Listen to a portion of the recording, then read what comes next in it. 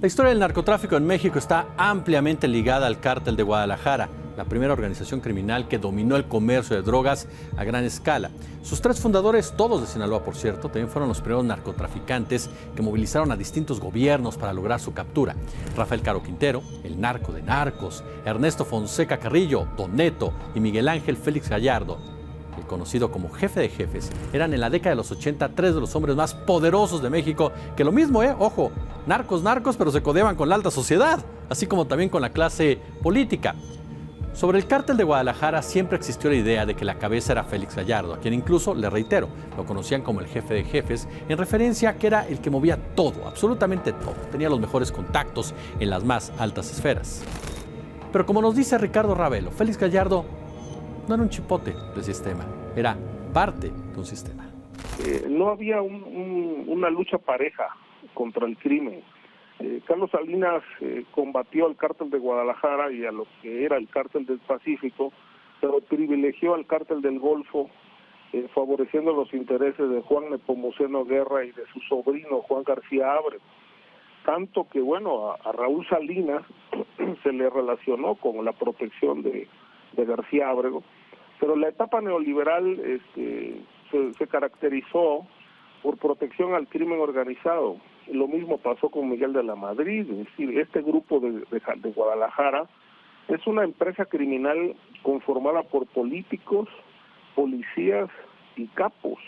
Es decir, es muy interesante la historia de cómo se sientan las bases del cártel de Guadalajara en la época neoliberal, finales del sexenio de López Portillo, la etapa de Miguel de la Madrid, y florece también en una parte del salinato, porque no dura mucho, porque en 89 lo capturan.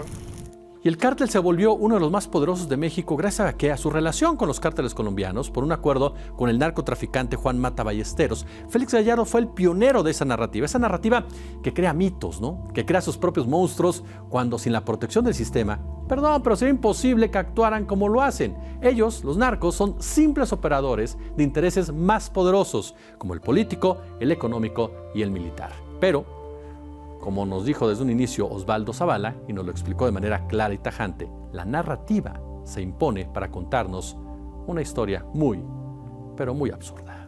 En los años 80, el presidente Ronald Reagan muy hábilmente avisora que la Guerra Fría está por terminar, que ya no pueden andar combatiendo comunistas o decir que andan combatiendo comunistas en todo el continente, y decide pues de un plumazo, ¿no?, transformar su política de seguridad y decir que ahora los traficantes y sobre todo los mexicanos y los colombianos van a ser los nuevos enemigos de la seguridad nacional estadounidense. Entonces es muy tremendo ver cómo en 1986 esta directiva del presidente Reagan se firma, y para 1989 nosotros ya hemos desaparecido a la DFS, la Dirección Federal de Seguridad, y se ha reemplazado con el CISEN, con el Centro de Información y Seguridad Nacional, y el CISEN como agencia ya no hace, digamos, tareas policiales como las que hacía la DFS, sino que se convierte en una agencia que hace circular precisamente ese discurso, ¿no? Esa historia del narco como amenaza.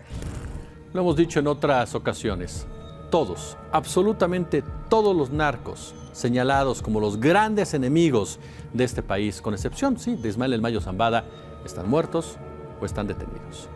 Y el negocio sigue exactamente igual, dejando grandes cantidades de dinero, millones y millones de dólares que se lavan en los Estados Unidos, en los bancos de los Estados Unidos, que sirven para financiar guerras, que sirven para rescatar a la economía mundial como sucedió en el 2008. Y mientras tanto, en México, el número de muertos sigue y sigue creciendo ante una autoridad que es cómplice, ante una élite política, militar y empresarial que ha hecho del narcotráfico uno más de sus brutales negocios neoliberales.